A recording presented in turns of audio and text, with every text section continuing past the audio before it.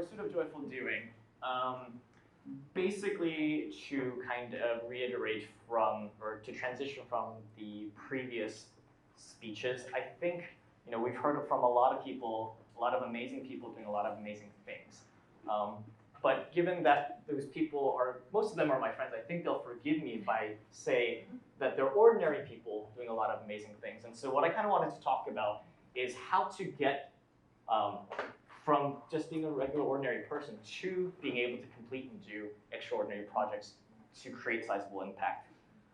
So how to change the world in 3 easy steps. And if I were serious, I would either be literally a god or a charlatan, and I hope I'm neither. And so please take that facetiously. So this is a kind of my mindset as I went through this process myself on learning how to do projects. It's, first of all, desiring to create change. Without the passion, without the desire, you can't do anything. You're just going through the motions and you won't be able to sustain yourself in doing so. Secondly, is understanding that it's impossible to solo it. It's a truism, it's a simple understanding that if you do things by yourself, you are limited to what you're able to do by yourself. And so the logical conclusion of these two statements, it's almost a syllogism, is you need to be able to learn how to create and lead teams. And so the real question for today is, how do you get from a position where you haven't been leading anything to a position where you have created teams and are leading them? All right, so let's go back to the beginning as all good stories do. In the beginning, God created, actually going back to elementary school, this is one of my favorite devices in the world, the TI-83 Plus calculator. And I will tell you why this is one of my favorite calculators, is because the school that I went to was a magnet program in elementary school, and they told my parents it was required for them to get this for me. Now, this is why this is important. My parents are very pious Asian parents, meaning no games allowed. But in this calculator, you can play games on it. The school told my parents that they have to buy me a game device. It was amazing. And obviously it was for programming and learning how to code in elementary school and all that fun things. But the main reason I liked it was there was Super Mario on there. More importantly, there was a Super Mario map designer. And so back in 4th and 5th grade, I decided to, hey, these levels are great, but I want to try my hand at designing my own. Why? Because I wanted to see the joy that I can create in people as they play through my levels.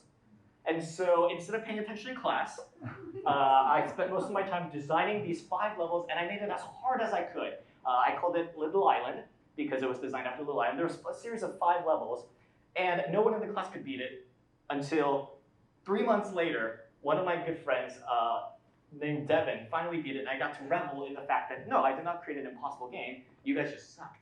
And right now, actually, if you're familiar at all with the Super Smash scene, the competitive scene, that friend Devin competes right now as Reslin, and also Evo Dinosaur, another competitive player. This might be going way over most people's heads, but they're semi-competitive players in Super Smash. And I'm still creating games, so it was a good foundational moment for both of us, I think. And so this started kind of my journey of wanting to create things, the joy of creation, and trying to create good products so that people can enjoy, and that I would enjoy kind of helping people get there. And so what is the next logical step? I created a singular project on my own. Well, the next obvious step is, like I mentioned before, I need a team. I want to do bigger and better projects, right? So the titular things that I learned from this initial phase in elementary school was I had the desire to create, and I had the ability to create it. So what is my second project? In middle school, we started learning C++ and Java. And I decided, hey, if I can create this much level of joy with just a math maker, why don't we just design our own engine from scratch? And so I was in a technical middle school magnet program, and I gathered 20 people in that program. There was 50 people in the program, and I gathered 20 of them under my banner to say, we're going to create a MMORPG. We had no idea about multi-threading. We had no idea about how to do server-side, client-side, anything. We just knew, we knew a little bit of C++. We felt really, really smart, and so we're going to go and do it. And it was an utter failure. Why? Well, even though I had the intelligence to be able to gather 20 people, I didn't have the right to rule and lead them. I was kind of a laughingstock, to be honest, and most people did gather, those 20 people, to kind of witness and see what was going on, but none of them put in the time or effort. The Pareto Principle. In any group, generally speaking, about 20% of the people do 80% of the work. I didn't even reach that. I had 20 people and I had 2 people doing the work, me not included, and I still remember their names because I'm so grateful for them, right? Peter Liu and Jose Flores. This is middle school. I still remember their names because there's the only 2 people that actually put in the time and effort. And I begin to wonder, why only 2 people? Why did everyone else kind of sit back and watch? And I believe it's a problem called legitimacy. Throughout the ages, rulers sought legitimacy, the right to rule. Initially, in the tribal stages of civilization and society, we had kinship. You are the son of so-and-so, right? If you look throughout culture, many names are based on sonship, right? In the Arabic, Ibn, son of. Ibn Kathir, son of Kathir, right? Or if you look at in the Nordic nations, Olafsson, son of Olaf, right? So sonship and kinship, that was your claim and legitimacy and right to rule.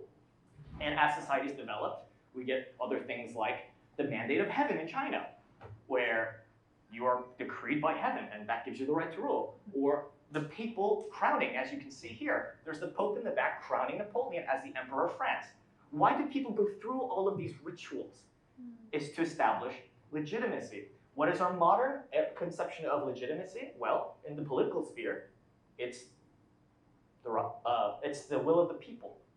It's democracy. But the point isn't what is right or wrong. The point is that this exists and it's important, right? Without this legitimacy, there is no right to rule. And to drive the point home that it's not about real or fake, this is a quote from Thucydides, I believe, History of the Peloponnesian War, Book 5, where the Athenians, though initially they declared themselves just and right, when they were invading a small island nation, they said, well, you and I both know that the strong do what they can and the weak suffer what they must. And so it's not about what is real, it's about how you are perceived in terms of legitimacy. And so here is the core crux of leadership. If you think you are leading, but no one is following, you're taking a walk. So this brings me to my next project, Hidden Lands. This was a novel that I started writing back in middle school because I realized I did not have legitimacy to lead 20 people, let alone 2. So I needed a project where I could walk and finish on my own.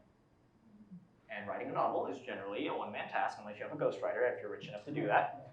And so I wrote this book for 4 years, and I got it published in high school. What this let me do, and many project managers will agree, the important thing in any project is getting it done.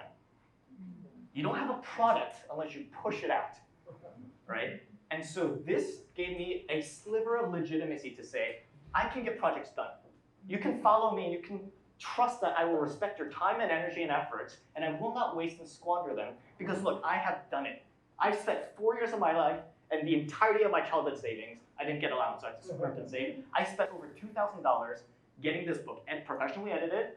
I paid my friend $200 for the cover. So on the nice little paint drawing is what I sent to her, and this is what she gave back. Art is not one of my strengths, but you can see the resemblance. And so this is the legitimacy of trust. Is one who is faithful in little is also faithful in much. And people will trust that. Next project. All right, great. I know everything now, right? So back in high school, we had a software project to do. The client was one of our teachers. It was create an inventory management software for the teacher, and we were in competition. There's 2 teams of us. And let me bring you to a very familiar scene. You're in a meeting room, and you're talking, and you're talking, and you're talking, and a lot of talking happens, but nothing seems to get done. And you're in there for hours, and you're frustrated, and that was the picture of this. Why? Well, in my youth, I used to be techie. I know I don't look like a techie right now. I don't have the hoodie and the sweatpants, but I used to be a techie. And so back in those days, my conception of brilliance was technical excellence. I only need technically excellent people, and if you're too far below me, I don't need you, you're useless, get out of my face. What happened? Well, I gathered a lot of people who thought like that, who are social misfits, and what happens in those kind of groups? It's dysfunctional. No one talks properly. No one knows how to communicate. And so we were always behind schedule. I never ate a lunch during high school. This was during technical high school, because we're always trying to get projects done. Until I got so burned out. Right, so this is the single explanation. This is bad thing. Don't learn this, please. I got so burned out that I decided, all right, I'm gonna give up. I'm just gonna stop trying to compete to get into the most technical teams available. I'm just gonna take people who are easy to work with. You know, my project may suffer, we might make a bad product, I don't care. It's high school. Let me just relax. And so I picked just the easiest people to work with. Maybe not the most technically advanced, but still, they were there.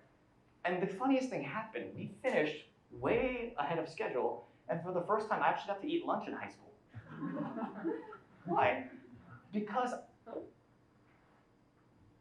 I use technical talent as a screen, but not an optimization scheme. And I optimized for conscientiousness, for how well do you work together in a team, right?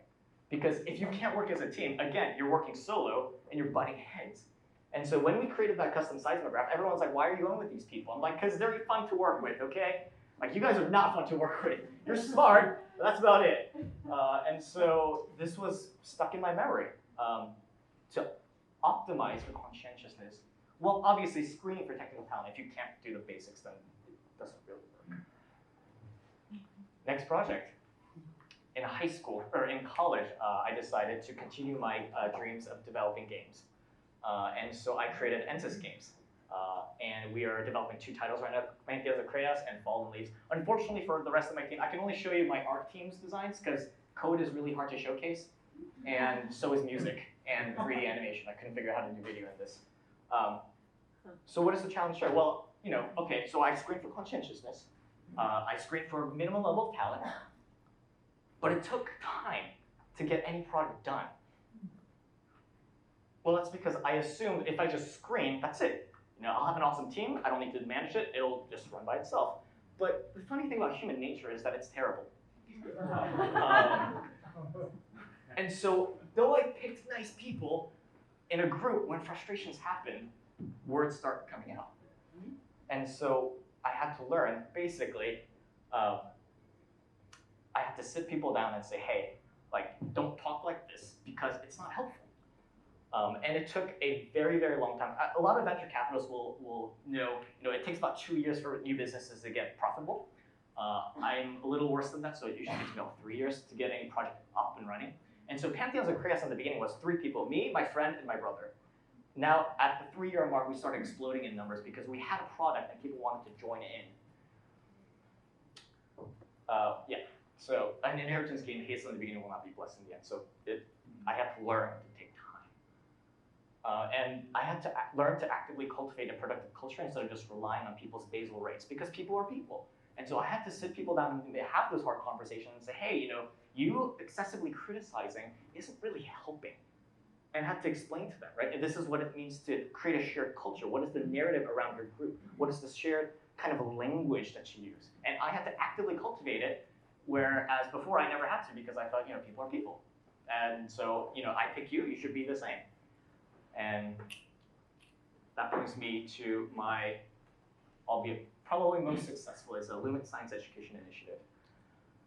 This is the kind of organization group I spoke of in the beginning about 2 years ago at Passion Talks in detail. I can't really go into detail now, but what we are is we are a collective of about 14 professors, doctors, researchers in the field, and we go and we partner with private schools in kind of third world countries to provide hands-on science education. How were we able to do all this in 7 years? Well, with the culmination of everything above, right? We had to learn from the beginning and build it ground up.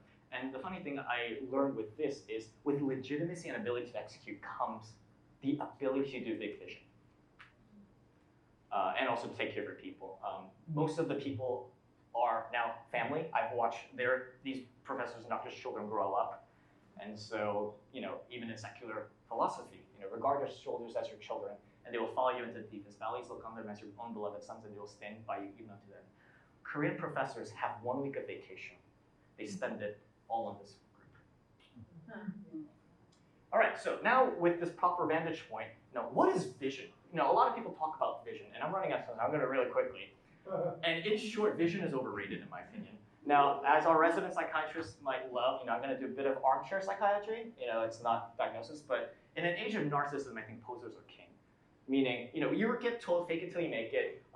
But the issue with that is talk replaces action in terms of rewarding our natural reward centers. We feel good at just thinking about being successful, and we don't want to put time and effort into actually getting it done, right? And all toil there is profit, but mere talk tends only to poverty. That's actually scriptural, that's Proverbs. And so here's the rundown. The done mindset, get things done. You have to do. Then comes real skills. Do you have the ability to execute? And the third most important thing is vision. I think a lot of people flip this on their head and start with a grand vision that they can't accomplish because they don't either have the ability to get things done or the ability to execute at all. Which leads to establish your legitimacy. Gain ability, and then finish your vision. Parting thoughts on philosophy and joy. I'm running out of time, so let me just go through this quickly. Marcus Cicero, the life given us by nature is short, but the memory of all spent life is eternal. And biblically speaking, doing. In the beginning, when Adam was placed in the Garden of Eden, he was told to work. Right? Work is not part of the fallen state. It is part of our natural created command. And lastly, the inner ring. I don't know. I'm sure you all know C.S. Lewis, but the inner ring concept is one of the central kind of elements in my philosophy and my life. And it's that a lot of people desire the esoteric and to be included in the inner ring. But basically what C.S. Lewis suggests people to do is to just work hard at your own craft, and you will find a true inner ring. And it won't have political power. It won't have the sexy, appeal of the esoteric, but it will be a secure, strong ring. And so I guess in conclusion, do. And these are a lot of my other failed projects / ongoing projects as well.